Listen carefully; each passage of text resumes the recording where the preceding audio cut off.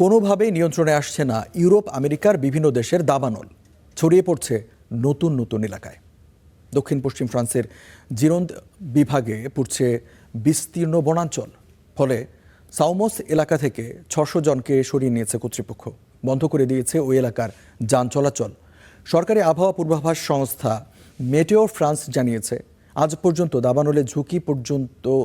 দাবানলের ঝুঁকি অত্যন্ত বেশি থাকবে এবং এদিকে এল নিনোর প্রভাবে অস্বাভাবিক ও জলবায়ুগত প্রতিকূলতার মুখোমুখি হচ্ছে দক্ষিণ আমেরিকা। মঙ্গলবার বলিভিয়ার তারিজা অঞ্চলে ছড়িয়ে পড়া দাবানল নিয়ন্ত্রণে হেলিকপ্টার থেকে পানি ফেলা হয়।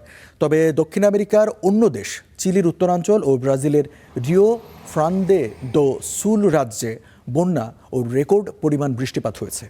এবছরের জুলাই থেকে সেপ্টেম্বর পর্যন্ত শক্তিশালী এল নিনোর প্রভাব থাকতে পারে বলে জানিয়েছে বিশ্ব আবহাওয়া অফিস। এদিকে উত্তর আমেরিকার দেশ কানাডার একাধিক প্রদেশের দাবানল এখনও নিয়ন্ত্রণে আসেনি। এখনও দেশটিতে ৯০০টিরও বেশি সক্রিয় দাবানল রয়েছে। নিয়ন্ত্রণে আসেনি ইতালির সিসিলির দাবানলও।